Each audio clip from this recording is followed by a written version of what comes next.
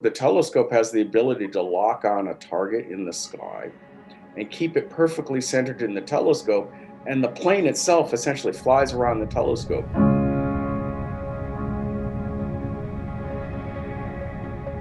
The solar system consists of our star, the Sun, the 8 planets, and everything beyond this bound to it by gravity.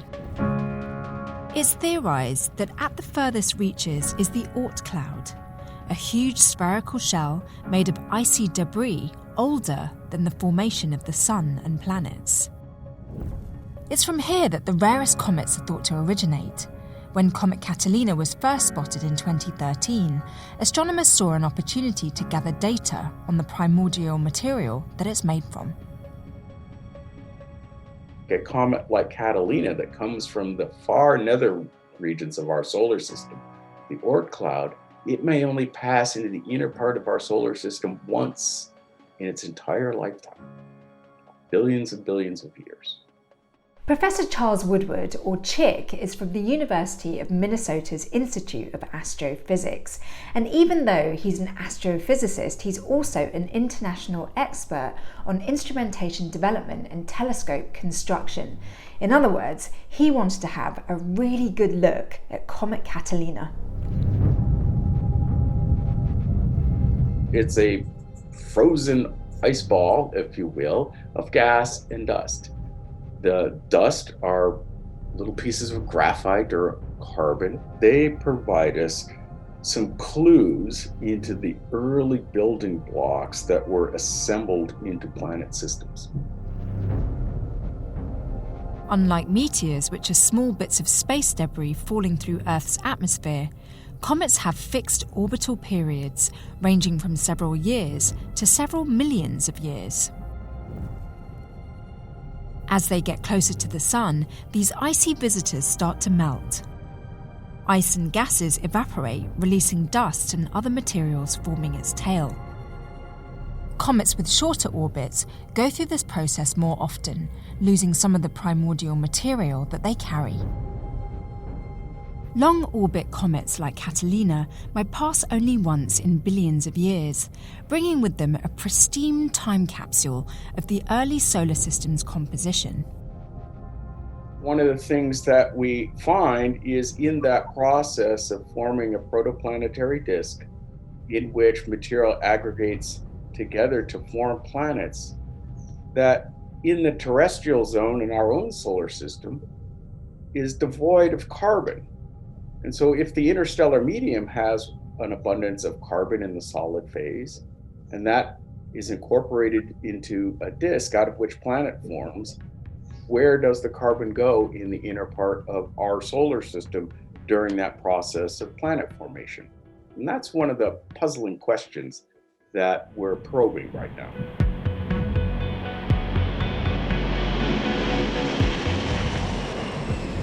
Comet Catalina was studied using the Stratospheric Observatory for Infrared Astronomy, or Sofia. Sofia is the third airborne observatory that NASA has funded. Originally a 747 aircraft, its passenger seats were stripped out and a giant infrared telescope was installed. Flying at an altitude of 45,000 feet, it's above 99% of the Earth's infrared blocking atmosphere, allowing astronomers to study the solar system in ways that are not possible from ground-based telescopes. One of the things that's most interesting when you fly, you're advised to eat a fairly bland meal before you fly because the telescope itself actually controls how the aircraft flies. And so the telescope has the ability to lock on a target in the sky and keep it perfectly centered in the telescope, and the plane itself essentially flies around the telescope. So it's really sort of a combination of engineering and computer science and really modern technology.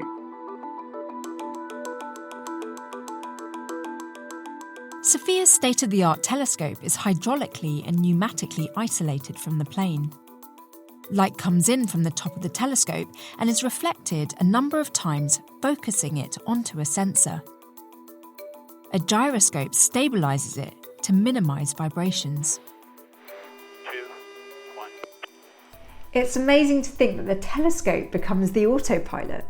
It's very noticeable. It's equivalent to being on a ship in rough seas. You're trying to hang on as the aircraft is yawing about, but the telescope is perfectly stable. Yeah. Comets, as they come into the inner part of the solar system, are actually illuminated by sunlight. And that's why you see comets have their brilliant tails, because you're looking at scattered light. So it's like looking at a surface of icy water when the sun reflects off of it. You get this brilliant light, but there's also heat coming off from that. And so when you're in the infrared, you can detect that heat because the small little dust particles will absorb the sunlight and then radiate heat. Now, the way that the sensor works, there's a prism-like mechanism in front of it that will take the light and disperse it essentially into the colors of the rainbow. And we can analyze the intensity of those colors as a function of wavelength, and that will give us the spectrum of the object that we're looking at. And that allows us then to deconstruct the material that's responsible for presenting those colors based on the spectra, the fingerprint of light. The observations showed that Comet Catalina is carbon-rich, suggesting that comets arriving from the outer regions of the solar system, which held a reservoir of carbon, could have been an important source in delivering this essential element that led to life as we know it. Carbon is extremely important for biology. We are carbon-based life forms, and so carbon is fairly abundant in interstellar space. And the intersection of chemistry and biology, where they meet and how chemistry becomes life, is still a big question. And so comets really are a way to do archaeogeology, in other words, looking at what the conditions were like when we began to form planets. And that's why a comet like Catalina is so significant.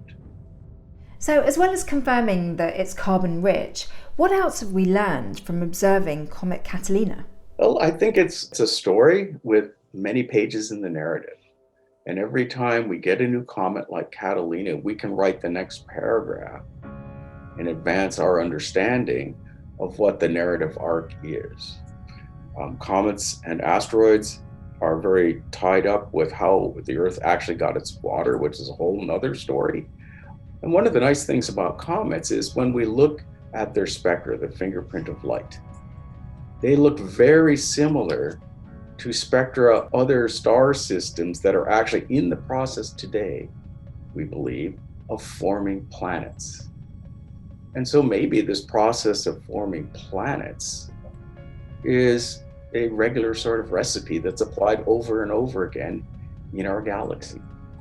And we now know there's thousands of exoplanets out there, and some of them have planets that are like the Earth in the habitable zones around those stars.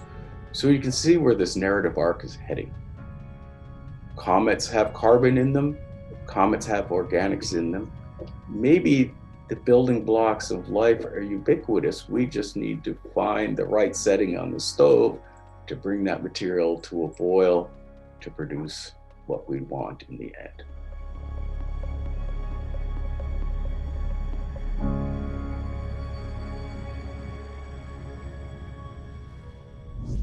So much science in that story.